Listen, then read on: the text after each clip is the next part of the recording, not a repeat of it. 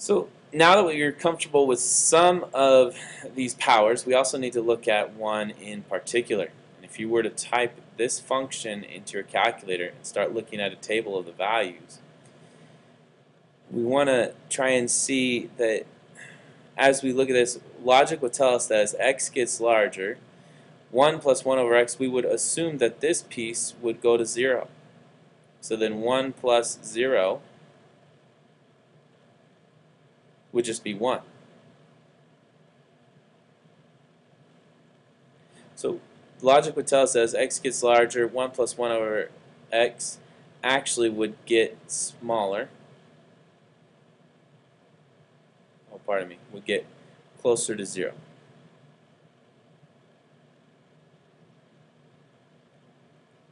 Not close to 0, closer to 1.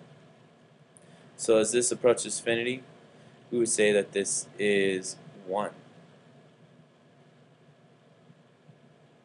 Thus, logic also dictates that the limit as x approaches infinity of all this. Well, it's kind of weird because the x is saying that it's growing, but the x down here is also saying that that part's shrinking, so you're growing and shrinking at the same time. So does this equal 1? That's the question. It actually doesn't. The table of values, if you were to calculate them, would look like this.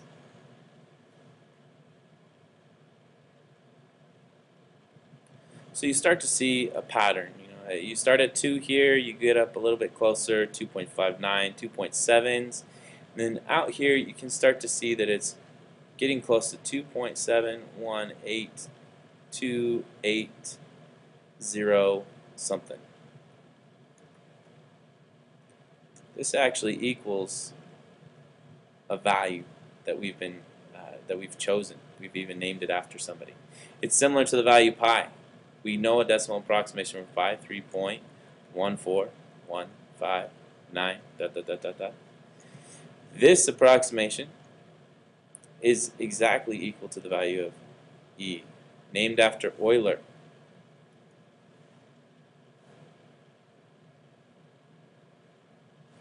Leonhard Euler in particular.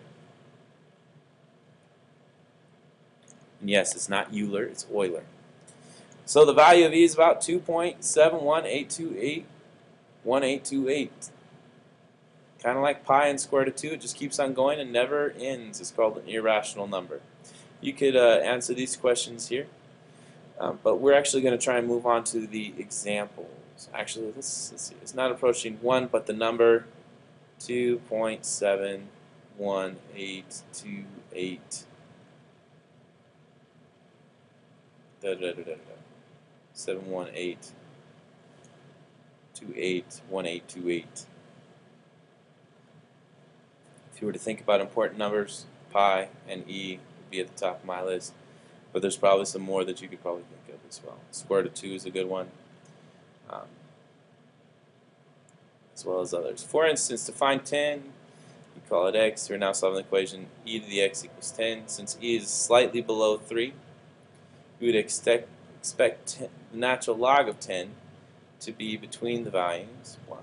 As you're trying to answer this, think about e to the 10 and x, that little arrows that we did with natural logs. So then the log base e of 10 equals x. So what kind of range are we thinking here? Well, log base e is the same thing as saying natural log of 10 equals x. So I know that e is slightly below 3. Well, 3 to the second power equals 9. 3 to the third power equals 27. So I'm guessing that it's going to be between 2 and 3 for those powers. So this x right here would be between 2 and 3 somewhere. If that logic doesn't make sense, it's okay. It's a little bit advanced logic there. But let's look at some more examples that we can try and find some of this out. So given that y equals e to the x, the domain is going to be all real numbers again. It's just a number to an exponential variable. The range is y has to be greater than 0. So let's try to find the following. Well, there's something interesting that happens with this one. If we're thinking log base e of e to the fourth, that's asking e to what power equals e to the fourth? Well, it's 4. It's that easy. Super easy. So this first one is just 4. Again, remember that natural log is really log base e, so log base e of 1 equals e to what power equals 1? The answer would be 0. So I'm doing this part first, natural log of 1, but it's still being multiplied by 9. So 9 times, what was this number in the middle? It was 0. Well, that's still 0. We kind of saw something like that before. This one we will have to work out a little bit further. So remember, natural log is really base e. So as we're looking at this, e to what power equals square root of e? Well, square root of e is really e to the 1/2. So e to the 1/2 equals e to the 1/2. That's what we're looking at. Let's rewrite this. Log base e to the 1 of e to the 1/2. What would that equal? It would equal 1/2. E to the 1/2 equals e to the 1/2.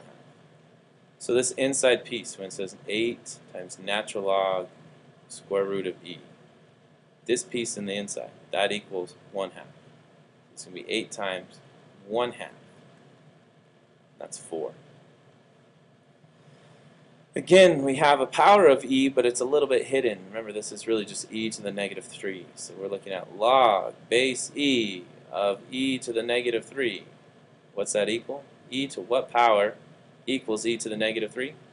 Well, it's -3. So this whole thing is just -3. Now this one's kind of weird. It's written in the power. Let's say that this equals x.